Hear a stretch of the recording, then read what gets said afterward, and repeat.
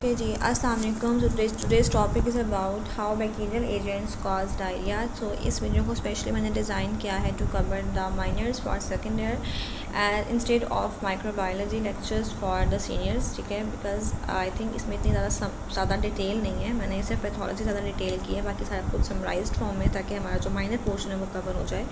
और पैथोलॉजी ज़्यादा डिटेल में इसलिए डिस्कस की गई है ताकि आप लोगों को डिफरेंशिएट समझ करना आसान हो। पैथोलॉजी इस तरह से याद रह जाती है कि आपको डिटेल्स पता हो सारी।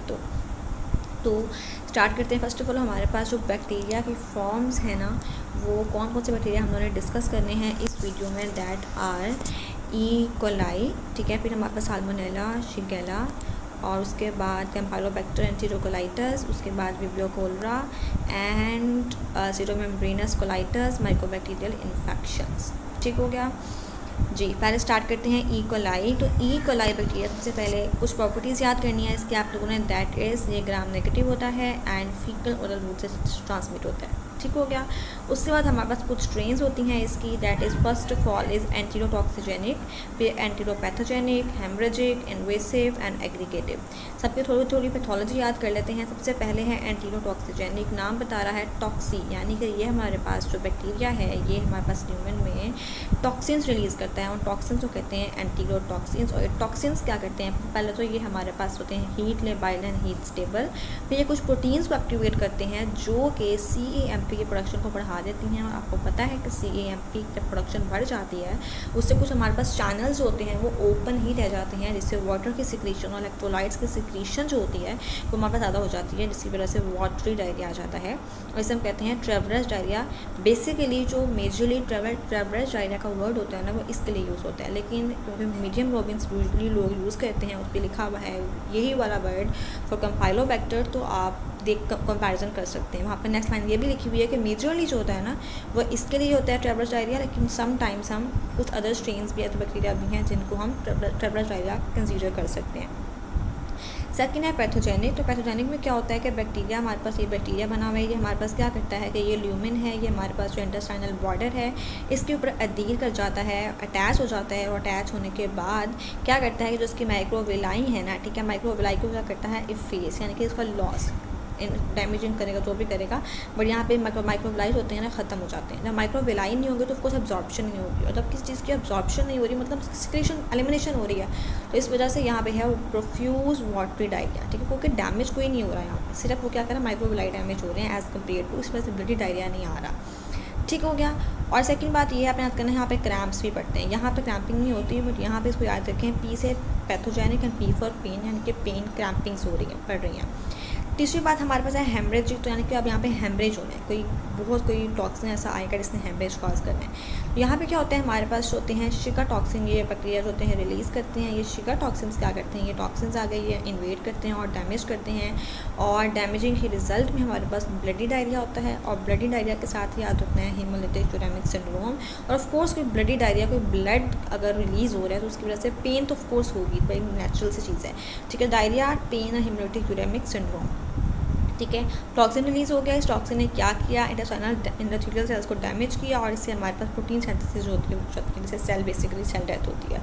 उसके बाद है इन्वेसिव। अब इन्वेसिव का मतलब क्या है, भाई इन्वेड कर रहा है, इसने इन्वेड करना है, और इन्वेड करके डैमेज करना है, इन्फ्लेमेशन कॉज करनी है। ठीक है, तो इसने क्या किया, इन्वेड किया, लाइक शिगेला, उसने भी पहले इन्वेड किया था ना, इन्वेड किया, उसके बाद इन्फ्लेमेशन कॉज कर दी।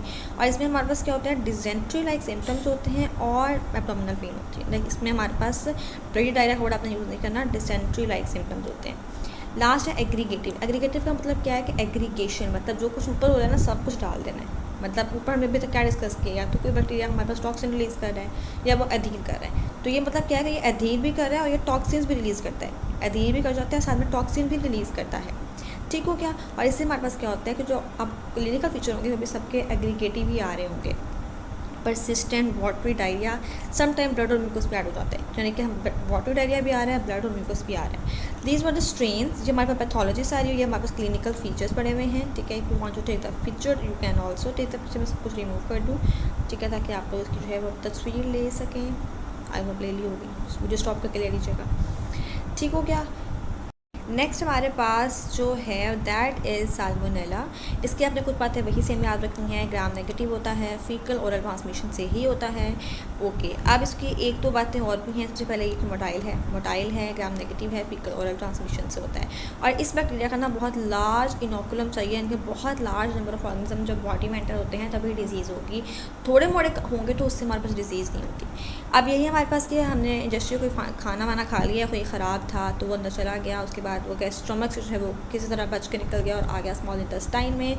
स्मॉल इंटेस्टाइन में हम आपको पता है, आपको हमारे पास होते हैं एपिथेलियल सेल, नीचे होते हैं हमारे पास लैमिनिया प्रोपिया, जिसमें खास तौर पर ड्यूडेनम में हमारे पास होते हैं पियर्स पैचेस। और पियर्स पैचेस बेसिकली क्या होते हैं, एग्रीगेशन ऑफ लिम्फॉइड फॉलिकल्स। तो ये हमारे पास एपिथेलियल सेल्स हैं, लैमिनिया प्रोपिया, नीचे हमारे पास क्या है बच्चों, this is the Peyer's patches. तो बेसिकली ये विया एम सेल को इन्वेट करते हैं और एंट्री कहाँ लेते हैं, पियर्स पैचेस में उसको इन्वेट करते हैं और इन लिम्फेटिक्स और ब्लड के थ्रू ये सिस्टमिक पूरे ब्लड में फैलते हैं और मल्टीप्लाई कहाँ पे होते हैं, रेटिकुलो एंडोथेलियल सिस्टम वाले ऑर्गन्स के अंदर। मैक्रोफेजेस ने ले लिया, उसके बाद ये डिसेमिनेट ब्लड और लिम्फेटिक्स से फैल गए और कहाँ पर चले गए भाई, इन ऑर्गन में चले गए, डिसेमिनेट हो गए, वहाँ जाके मल्टीप्लाई किया। उसके बाद जो है इस वजह से ये जो होते हैं मतलब मल्टीप्लाई होते रहते हैं, इस वजह से सस्टेन बैक्टीरिया रहता है बॉडी में, ठीक है। और कोलोनाइजेशन की कहाँ पे होती है, गॉल ब्लैडर में कॉलोनीज बनाते हैं लोग, ठीक है। तो पैथोलॉजी समझ आती है कि एम सेल को इन्वेट किया है, पियर्स पैचेस में आए हैं, लिम्फेटिक्स और ब्लड से स्प्रेड हुए हैं और मल्टीप्लाई कहाँ पे हुए हैं। क्लिनिकल फीचर्स याद करने हैं, दैट आर, एक तो इसमें जो इंपॉर्टेंट चीज़ें याद करने वाली हैं वो ये हमारे पास है, एक सस्टेन हाई फीवर रहता है, इसमें फीवर बहुत हाई रहता है। एनोरेक्सिया, भूख मर जाती है भाई, भूख मर जाती है, फीवर हाई रहता है। उसके बाद बाकी सारे सेम ही हैं। वाटरी डायरिया, अच्छा इसके बारे में याद रखना है कि वाटरी डायरिया थोड़ा सा इनिशियल में वाटरी डायरिया होता है और for some time bloody diarrhoea होता है, ठीक है। प्राइमरीली वाटरी डायरिया होता है, सम टाइम्स ब्लडी डायरिया भी आ जाता है, ठीक है। और बाकी एब्डोमिनल पेन हो गया, नॉजिया वॉमिटिंग हो तो नॉर्मल चीज़ें, डायरिया भी आ गया, ठीक है। लेकिन बेसिकली चीज़ें कौन सी याद करने वाली हैं, जैसे हाई फीवर एंड एनोरेक्सिया, ठीक है। अब हमारे पास जो अगर बहुत ज़्यादा वर्स्ट हो जाए और ट्रीट ना की जाए तब इससे हमारे पास क्या कॉन्सिक्वेंसेज आते हैं, that are encephalopathy, endocarditis and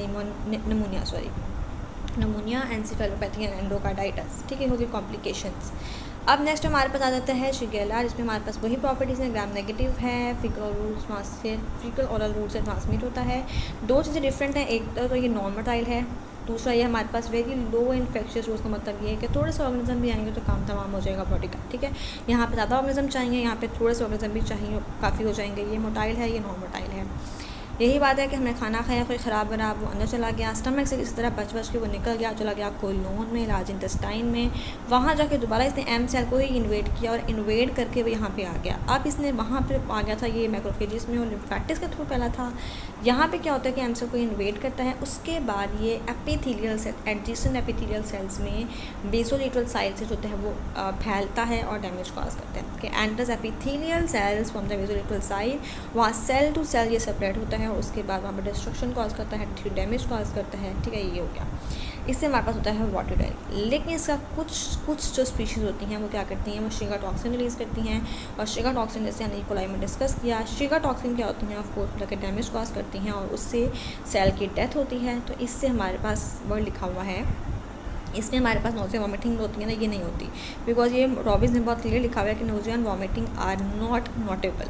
लेकिन इसमें फीवर होता है, एब्डोमिनल क्रैम्प्स पड़ते हैं और डायरिया इसमें यूजुअली क्या होता है बच्चों, इनिशियली वाटर डायरिया होता है, लेकिन उसके बाद Aahista Aahista bloody diarrhoea 50% of patient होते हैं वो डेवलप कर लेते हैं। इनिशियली वाटर डायरिया है, प्रोग्रेस होता है डिसेंट्री लाइक सिम्टम्स में, फीवर भी है, क्रैम्प्स भी हैं, ठीक है।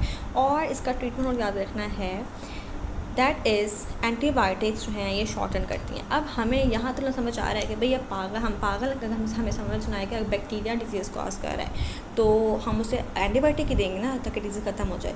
बट ये तो हमें डायग्नोस करके पता लगेगा ना कि बैक्टीरिया इज़ द कॉज। अगर बहुत सारे कॉज होते हैं डायरिया के, कुछ आगे पैरासाइट्स पढ़ाऊंगी मैं, वायरसेस पढ़ाऊंगी, तो वो भी डायरिया कॉज कर रहे होते हैं। तो अब हमारे सामने प्रेजेंटली डायरिया वाली कंडीशन है, हमें नहीं पता कि बैक्टीरिया कॉज है या वायरस कॉज है, तो इंस्टेंटली तो हम डायरिया देख के एंटी डायरियल मेडिसिन देंगे ना, तो वो एंटी डायरियल मेडिसिन इस केस में ना बहुत काम ख़राब करती हैं, कॉन्ट्रा इंडिकेटेड, वो यहाँ पर नहीं देनी, एंटीबायोटिक्स देने। तो उसका मतलब ये है, ठीक है। ओके जी, यहाँ बता दिया आपको कि इसमें कोई एक स्पीशी है वो टॉक्सिन रिलीज़ करती है, इससे डैमेज हो रहा है। बाकी हमारे पास वही है, कैंसर इन्वेट किया, फिर एडजेसेंट बेसोलेटरल साइड से एपिथेलियल सेल्स में जो है वो फैला और डैमेज हो गया, ठीक हो गया। ओके, अब आ जाती है बच्चों बात हमारे पास डिफरेंस की। अब मैंने डिफरेंस क्यों बनाया, क्योंकि इनमें बहुत सारे डिफरेंस थे। दोनों में एम्सल इन्वेड हो रहे थे, दोनों में इंटेस्टाइन इन्वॉल्व थी, दोनों में कंटामिनेटेड फूड था। तो ये मसला क्या है, क्या डिफरेंस था। तो बेसिकली डिफरेंस मुझे, क्योंकि मुझे खुद यहाँ बहुत कन्फ्यूजन हुई थी, इसलिए मैंने सोचा कि मैं आप लोगों के साथ भी डिफरेंस शेयर कर दूँ। तो मोटिलिटी को बता चुकी हूँ कि ये मोटाइल है, ये नॉन मोटाइल है। मेन साइड इसकी हमारे पास पीएच पेच स्मॉल इंटेस्टाइन, ये लार्ज इंटेस्टाइन में सेपरेट बता दिया लिम्फेटिक्स और ब्लड से। ये हमारे पास कोलोन में लिमिटेड रहता है। ये एपिथेलियल सेल्स के थ्रू डैमेज हो रहे हैं, तो क्लोन तक लिमिटेड रहेगा, ठीक है। एपिथेलियल सेल्स फॉर एग्जाम्पल पूरे क्लोन के ख़राब कर भी दिए हैं इसने, तो क्लोन से बाहर नहीं जा सकता ये। टॉक्सिन इसमें खुद कोई मेजर टॉक्सिन नहीं है, इसमें हमारे पास एक स्ट्रेन ऐसा है जो टॉक्सिन रिलीज़ कर रहा है। डायरिया बता दिया, यूजुअली वाटरी होता है, समटाइम डायरिया। इसमें हमारे पास ब्लड की आप कंसीडर करते हो। और ऑर्गेनिज्म के नंबर बता चुकी हूँ कि इसमें बहुत हाई लार्ज न्यूक्लियम चाहिए, यहाँ स्मॉल नंबर ऑफ ऑर्गेनिज्म भी होंगे तो काम ख़राब हो जाएगा। और डिजीज़ की बात करते हैं तो इसमें typhoid fever systemic illness cause करता है, बिकॉज ये फैल भी सिस्टमिक ब्लड में रहा है। फिर इसमें हमने एक फीचर याद किया था कि सस्टेन हाई फीवर रहता है, तो उससे आपने याद करना है कि इसमें हमारे पास टाइफाइड फीवर होता है। और इसमें हमारे पास क्योंकि लोकल डिजीज़ है, फैल तो ये रहा नहीं है, एडजेसेंट एपिथेलियल सेल्स को ही डैमेज कर रहा है, तो बैसिलरी डिसेंट्री ये इसकी हमारे पास क्या होती है, डिजीज़ होती है। ठीक हो गया। So these were the 3 we discussed. अब हम चलते हैं नेक्स्ट। ओके जी, नेक्स्ट हमारे पास आ जाते हैं कंपाइलोबैक्टर एंटेरोकोलाइटस। इसे हम कंपाइलोबैक्टर जेजुनाई भी कहते हैं। सबसे पहले वही बात है जो हम पहले फीचर्स में याद करते हैं बच्चों की। फर्स्ट ऑफ ऑल क्या है, ये ग्राम नेगेटिव है, ओके है। उसके बाद मोटाइल है, और फिर ये हमारे पास फीकल और रूट से ही ट्रांसमिट होता है। कॉमन बात है। यहीं पे बात करते हैं पैथोलॉजी की। अच्छा, इसके पैथोलॉजी की ना 4 बातें याद करनी है कि इसके पास 4 फीचर्स होते हैं। मोटिलिटी, उसके बाद एडहीरेंस, फिर इन्वेट करता है, उसके बाद टॉक्सिन्स रिलीज़ करता है, और फिर उसके बाद इन्फ्लेमेशन और डैमेज के काम ख़राब कर देता है। ठीक है। अब होते हैं इसके पास फ्लैजेला, बिकॉज ये मोटाइल है। इसके बाद होते हैं फ्लैजेला, जिस वजह से होता है मोटिलिटी। मोटिलिटी के बाद स्पेशल प्रोटीन्स यूज़ करके ये करता है एडहीरेंस। एडहीरेंस के बाद ये करता है इन्वेट। एम सेल्स को ही यहाँ पे भी ये कर रहा है इन्वेट, और इन्वेट करने के बाद ये प्रोड्यूस करता है टॉक्सिन। साइटोटॉक्सिन भी होते हैं, एंटीरोटॉक्सिन भी होते हैं। थोड़ा सा डिफरेंस समझ लें। एंटीरोटॉक्सिन बेसिकली जो होते हैं वो फ्लूइड सिक्रीशन बढ़ाते हैं, जैसे मैंने इकोलाई को पहले स्क्रीन में बताया था कि वो सीएम प्रोडक्शन बढ़ा देते हैं, जिसकी वजह से हमारे पास फ्लूइड सिक्रीशन बढ़ जाती है। जो साइटोटॉक्सिन होते हैं ना, ये डैमेज कॉज करते हैं, इन्फ्लेमेशन कॉज करते हैं। ठीक है। तो इन्वेजन भी हो गई, इन्वेजन के बाद टॉक्सिन रिलीज हो गए, और टॉक्सिन से अल्टीमेटली इन्फ्लेमेशन हो गया और म्यूकोसल डैमेज हो गया। ठीक हो गया। ये आगे बस 4 बातें, पॉइंट्स वही पॉइंट्स लिखे हुए हैं। क्लिनिकल फीचर्स आपने समझना है। इसमें बड़ा इंपॉर्टेंट एक बात ये है कि इसमें होता है वाटरी डायरिया, समझ आ गई, लेकिन यूजुअली प्रिसीड करता है विद इन्फ्लुएंजा लाइक प्रोटोम, यानी कि पहले ज़ुकाम होगा, फिर आपको आगे जाके वाटरी डायरिया होगा कि डॉक्टर साहब पहले मुझे ज़ुकाम था, कुछ दिन ज़ुकाम रहा, उसके बाद अचानक से डायरिया शुरू हो गया। तो ये सब पिकअप पॉइंट होता है कि बच्चा अच्छा जी ये डायग्नोसिस हमारी बन गई है। उसके बाद से हमने पहले डिस्कस किया शिगेला में कि 50% पेशेंट्स होते हैं उनमें डिवेलप हो जाता है ब्लडी डायरिया। ठीक है। ठीक है। तो उसमें अब यहाँ पे डिस्कस करना है आप लोगों ने कि यहाँ पे 15 to 50% पेशेंट्स होते हैं उनमें डेवलप होता है ब्लडी डायरिया। लेकिन कॉमन बात, मेजर बात यही वाली है कि एक हमारे पास ये कि ये इन्फ्लुएंजा लाइक प्रोडोम जो होता है, पहले इन्फ्लुएंजा होगा, उसके बाद हमारे पास डायरिया होगा, उसके बाद इसके लिए ना कोई डिज़ीज़ सेल्फ लिमिटेड होती है, कोई बहुत फैलने वाली डिज़ीज़ नहीं है, ना ही इससे कोई में एंटीबायोटिक्स चाहिए होती है कि एंटीबायोटिक्स का ट्रीटमेंट ज़रूरी है। ठीक है। तो ये इतनी इंपॉर्टेंट बातें हैं कि एंटीबायोटिक्स नॉट नेसेसरी, ठीक है, जनरली नॉट रिक्वायर्ड, और ये सेल्फ लिमिटेड होती है, और इन्फ्लुएंजा होता है वो प्रीसीड करता है। और कुछ कॉम्प्लिकेशंस बताई हुई है यहाँ पे, आपने सिर्फ ये 2-3 याद करने के, रिएक्टिव आर्थराइटिस होता है, और फिर ये गुइलेन-बियर्स सिंड्रोम होता है। ठीक है। बैक्टीरिया होता है। ठीक है। तो ये 3 चीज़ें आप याद करने की 3 किस्म की हमारे पास जो है यहाँ पे कॉम्प्लिकेशंस दिखाई होंगे। जैसे हमने सैल्मोनेला में क्या पढ़ा था, ज़रा रिवाइज करने की कोशिश करें। Endocarditis, cold pneumonia and encephalopathy, और यहाँ पे reactive arthritis, Guillain-beer syndrome and bacteria. Okay. आगे अब वही बात है, ग्राम नेगेटिव है, फिर मोटिलिटी है, फिर इतने परसेंट में डायरिया कॉज करता है, सेल्फ लिमिटेड है, मोटाइल है। वही बातों समरी फ्लो चार्ट मैंने बताया हुआ आपको, ताकि दोबारा से एक दफ़ा क्लियर हो जाए। ठीक है। ओके। तो पहले इन्फ्लुएंजा हुआ, उसके बाद यहाँ पे फिर डायरिया शुरू हो गया। नेक्स्ट आ जाता है विब्रो कोलरा। ये बड़ा वैसे इंपॉर्टेंट भी है, और ये आई थिंक आपको बड़ा क्लियर भी होता जाता है, इसमें कोई वो भी नहीं होता कि ये साइंस समझ नहीं आ रही। सेम फीचर्स वही हैं, ग्राम नेगेटिव है, ये कोमा शेप बैक्टीरिया होता है, मोटाइल है जैसा वो था, उसके बाद ये अल्कलाइन मीडियम में ग्रो करता है, और सबसे बड़ी बात कि ये भी फीकल और रूट से ट्रांसमिट करता है। हमारी बातें सिर्फ जानने वाली यही हैं, ग्राम नेगेटिव है, कोमा शेप है, और फीकल और रूट से ट्रांसमिट करता है। अच्छा जी, अब हो गया, हमने ट्रांसमिट कर लिया, खाना वाना खा लिया, ऐसा जो ख़राब था उससे अब चला गया बैक्टीरिया अंदर और चला गया स्मॉल इंटेस्टाइन तक सर्वाइव। और यहाँ पे क्या चाहिए हमें, large inoculum. Small number of organ सिर्फ चाहिए थे मिशिगेला के लिए, लार्ज इनोकुलम साल्मोनेला के लिए भी चाहिए था, यहाँ भी लार्ज इनोकुलम में चाहिए। किसी तरह से गैस्ट्रोइंटेस्टाइटिस से भी बच गया ये। अब ये आ गया है इंटेस्टाइन में, तो इसमें आपको याद करना है कि ऑफकोर्स मोटिलिटी है तो इंटेस्टाइन में पहुँच गया, इंटेस्टाइन में कोसा तक पहुंच गया, उसके बाद वहाँ पे जाके अधेर किया, एपिथेलियल सेल्स पर जाके अटैच हुआ है, ठीक है। उसके बाद वहाँ टॉक्सिन प्रोड्यूस किए हैं।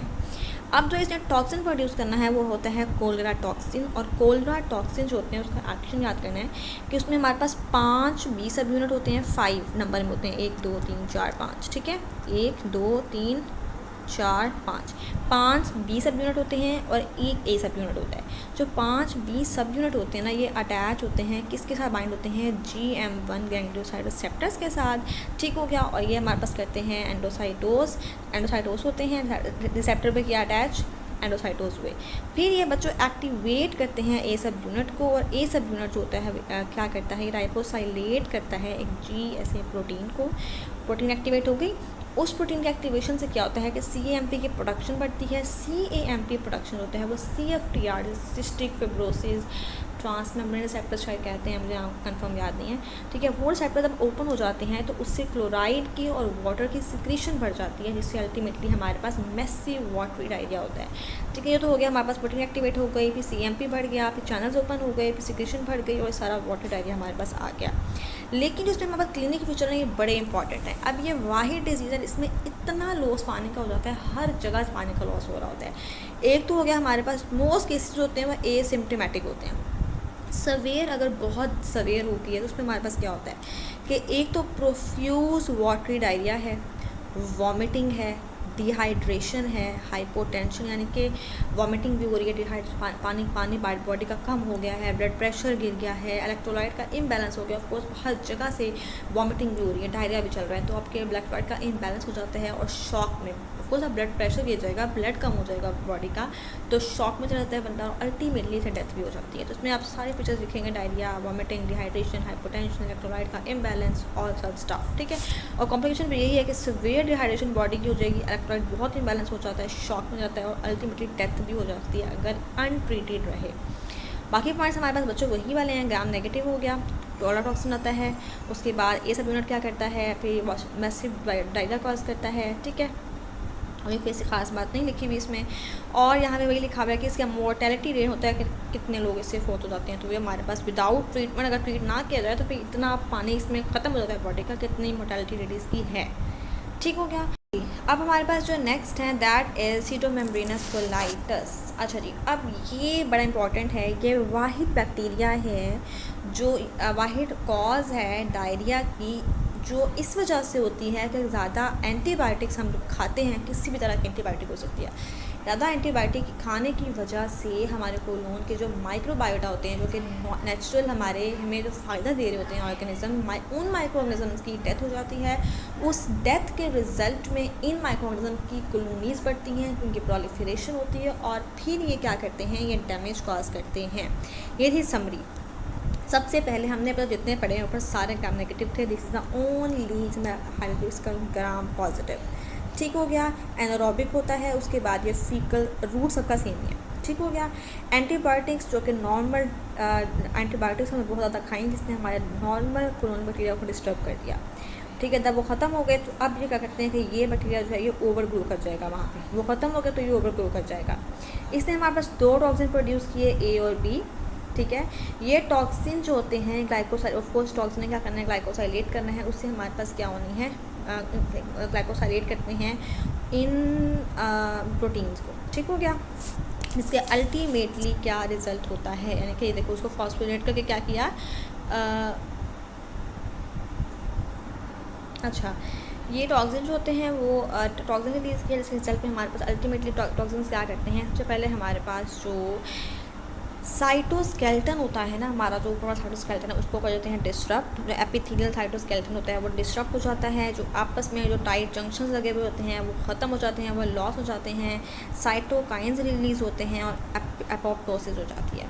साइटोस्केलेटन डिस्ट्रक्ट हुआ, जंक्शंस टूट गए, एपोप्टोसिस हो गई और साइटोकाइन्स रिलीज हो गए, 4 पॉइंट्स, जिसके रिजल्ट में बन जाती है सीटोमेम्ब्रेन। अब सीटोमेम्ब्रेन का स्ट्रक्चर क्या होता है, वेरी वेरी इंपॉर्टेंट। सबसे पहले ये थोड़ा सा इसका ग्रॉस फीचर है, ये हमारे पास थोड़ी सी इसकी हिस्टोलॉजी है।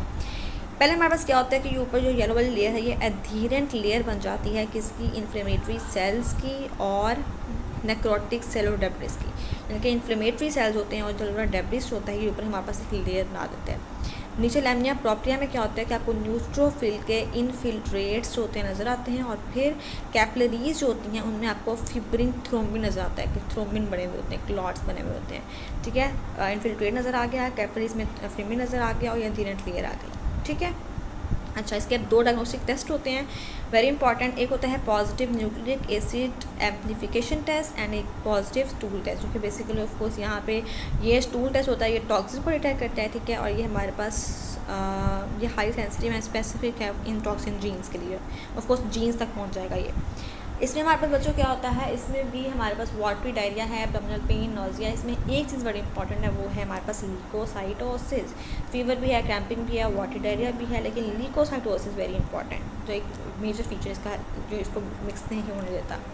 और इसकी सवेयर हो गई है, और कौन सी इसमें कॉम्प्लिकेशंस हैं, तो वो क्या है हमारे पास कि परफोरेशन हो जाती है और recurrence of infection, bar bar infection होने का चांस होता है। तो 2 डायग्नोस्टिक टेस्ट जो कि आपके वहाँ भी मेंशन है, रॉबिन्स में मेंशन है, इसलिए मैंने यहाँ मेंशन किए हैं। ये सीटोमेम्ब्रेन क्या होती है, वेरी इंपॉर्टेंट है ये। और उसके बाद पैथोलॉजी क्या है, टॉक्सिन रिलीज हुए, उन्होंने क्या किया, एपिथेलियल साइटोस्केलेटन को डैमेज किया, जो टाइट जंक्शंस हैं उनको लॉस हो गए। उसके बाद साइटोकाइन्स रिलीज़ किए, एपोप्टोसिस हो गई और इन्फ्लेमेशन हो गई। और ये बड़ा इंपॉर्टेंट है, ग्राम पॉजिटिव बैक्टीरिया। लास्ट हमारे पास बैक्टीरिया जो है दैट इज़ माइकोबैक्टीरियल इन्फेक्शन। इसकी हमारे पास बच्चों होती हैं 3 किस्म की, समझ लें आप लोग, स्पीशीज़। ठीक हो गया। पहली बात तो ये कि ये हमारे पास ना या तो डायरेक्टली जीआईटी में जा सकता है या फिर डिसैमिनेट हो सकता है किसी और से, यानी कि ये जीआईटी को प्राइमरीली सिर्फ जीआईटी में गया खाने वाने से, ठीक है, या फिर पल्मोनरी इन्फेक्शन से भी ये डिसैमिनेट फैल सकता है, यानी कि पहले पल्मोनरी इन्फेक्शन हुई थी, उसके बाद वो डिजीज़ फैल के यहाँ पे आ गई। ओके, अब हमारे पास 3 होते हैं इसके स्पीशी। एक होता है हमारे पास माइकोबैक्टीरियम ट्यूबरक्लोसिस, एक होती है बोविस, एक होता है एवियम। पहली बात याद करनी है, जो एवियम होता है ना, ये उन लोगों में बैक्टीरिया डायरिया कॉज करता है जो इम्यूनो कॉम्प्रोमाइज होते हैं। फॉर एग्जाम्पल किसी बंदे को एड्स है, उसकी इम्यूनिटी बहुत गिरी हुई है, तो उस केस में ये वाला बैक्टीरिया होता है वो हावी आ जाता है। इसी वजह से इसकी जो हमारे पास फीचर्स हैं ना, जो हिस्टोलॉजिकल फीचर्स होंगे कि इस बैक्टीरिया में क्या होगा, वो थोड़े से डिफरेंट है बाकियों से। तो बोविस है, ये हमारे पास मोस्ट कॉमन है पाकिस्तान और इंडिया में। इसमें हमारे पास क्या होता है, यूजली हमने कहा कि ये भी हमारे पास ओरोफिकल रूट से ही फैलता है, तो ये हमने कोई अनपेस्चराइज्ड मिल्क या डेयरी प्रोडक्ट्स लिए, उससे हमारे पास जो है इस वजह से हमारे पास जीआईटी का ट्यूबरक्लोसिस हो गया। ठीक है, अच्छा, अब जो बेसिक है ना बात, इसमें होता क्या है, इस डिज़ीज़ में हमारे पास क्या होता है कि ये जब सेल्स आते हैं, प्रोलिफरेट करते हैं, तो ये हमारे पास मैक्रोफेजेस जब इनको एक्सेप्ट करते हैं तो ये ग्रैन्युलोमा फॉर्मेशन बनाते हैं। ये क्या कर देते हैं, ग्रैन्युलोमा फॉर्मेशन। जो माइकोबैक्टीरियम ट्यूबरक्लोसिस है ये भी ग्रैन्युलोमा फॉर्मेशन करता है और ये भी ग्रैन्युलोमा फॉर्मेशन करता है। लेकिन जो हमारे पास एवीएम है, बिकॉज ऑफ इम्यूनो कॉम्प्रोमाइज़, ये हमारे पास होता है ना, ये एक मैक्रोफेजेस बनाता है। इसमें हमारे पास यानी कि हमारे पास क्या होता है कि इसमें कोई ग्रैन्युलोमा हमारे पास नहीं बनते। इसके बारे में नीचे बड़ी मज़े की बात मैंने लिखी हुई है। एक तो ये कि यहाँ पे हमारे पास ग्रैन्युलोमा हो गए, पहले केस नेक्रोसिस हुआ, ग्रैन्युलोमा बने, नेक्रोसिस हुआ, उसके बाद वहाँ पे हमारे पास फाइब्रोसिस हो गई, फिर यहाँ पे अल्सरेशन शुरू हो गई, ब्लीडिंग शुरू हो गई। ठीक है, ये हमारे पास है किसकी, बोविस की और ट्यूबरक्लोसिस की। ग्रैन्युलोमा, वहाँ पे क्या हुआ, नेक्रोसिस हुई, फिर फाइब्रोसिस हुई, अल्सरेशन शुरू हो गई। यहाँ पे एवियम में क्या है कि यहाँ पे हमारे पास ना शीट्स बन जाती हैं फॉर्म मैक्रोफेजेस की। मैक्रोफेज था, इसमें हमारे पास बैक्टीरिया आया, इसमें काफ़ी सारे बैक्टीरिया, ये भी आया, ये भी आया, ये भी आया, ये भी आया। एक मैक्रोफेज में जब काफ़ी सारे बैक्टीरिया आ जाते हैं तो इसे बन गया हमारे पास ये फॉर्मी मैक्रोफेज। इस तरह फॉर्मी मैक्रोफेज होते हैं, उसकी हमारे पास शीट बन जाती है। ठीक है, और इसमें हमारे पास मिनिमल या नो ग्रैन्युलोमा फॉर्मेशन, बड़ा इंपॉर्टेंट है ये। ठीक है, ये हो गया। अब थोड़ा सी वही बताई हुई इन दोनों के, इंटेस्टाइनल इन्वेजन हो गया, उसके बाद हम मैक्रोफेजेस को अपटेक किया इम्यून रिस्पांस में, या तो ये क्या ग्रैन्युलोमा फॉर्मेशन हो जाएगी अगर 2 स्पीशीज़ हैं, या फिर इन मैक्रोफेजेस की वजह से हमारे पास शीट बन जाएंगी उन्हीं फॉर्मी मैक्रोफेजेस की। ठीक हो गया। आगे क्लिनिकल फीचर्स क्या हैं भाई इसके, एक तो इसमें क्लिनिकल फीचर्स ये होते हैं कि डायरिया होगा, एब्डोमिनल पेन होगा, क्रैम्प्स होंगे। लेकिन इसमें हमारे पास ना एक्स्ट्रा जैसे कहते हैं ना जीआईटी जो चीज़ें होती हैं, एक्स्ट्रा इंटेस्टाइनल कॉम्प्लिकेशन, ये भी आती हैं, क्योंकि इसमें बेसिकली लाजमी नहीं इंटेस्टाइन की वजह से ही जीआईटी की वजह से ही इन्फेक्शन हो। तो इसमें हमारे पास क्या होता है, मेनिंजाइटिस हो सकता है, एंसेफेलोपैथी हो सकती है, एसाइटिस हो सकता है, पेरिटोनिटाइटिस हो सकता है, ठीक है। तो एक्स्ट्रा इंटेस्टाइनल कॉम्प्लिकेशंस आती हैं। पैथोलॉजी बता दी है कि जब मैक्रोफेज ने इनको एक्सेप्ट किया तो माइक्रोफेज इम्यून रिस्पॉन्स में दो तरह से शो कर सकते हैं, या तो वो ग्रैनुलोमा फॉर्मेशन कर सकते हैं, या तो वो शीट्स ऑफ मैक्रोफेजेस बना सकते हैं। और ये एब्डोमिनल पेन आ गया, डायरिया, फीवर, और ये बड़ा इंपॉर्टेंट है वेट लॉस, ठीक है। ओके जी, उसके बाद हमारे कुछ डायग्नोस्टिक टेस्ट हैं, ये वैसे कोई ख़ास मेंशन नहीं है, लॉगिन में आप ढूंढना भी चाहें तो आप ये छोड़ सकते हैं, बट बेसिकली इंपॉर्टेंट यही है कि आपने बात करना है कि 2 तरह के मैकेनिज़्म हैं और 3 तरह की स्पीशीज़ हैं, और कौन सा जो है हमारे पास ग्रैनुलोमा शो नहीं करता, दैट इज़ इम्पॉर्टेंट। और आई हैव ट्राइड कि मैं समराइज्ड वे में भी बहुत डिटेल बता दूं, और जो पैथोलॉजी वाली इंपॉर्टेंट थी मैंने डिस्कस करने की कोशिश भी की है। इंशाल्लाह नेक्स्ट वीडियो में मुलाकात होगी, तब तक के लिए अपना ख्याल रखिएगा। अल्लाह हाफिज़।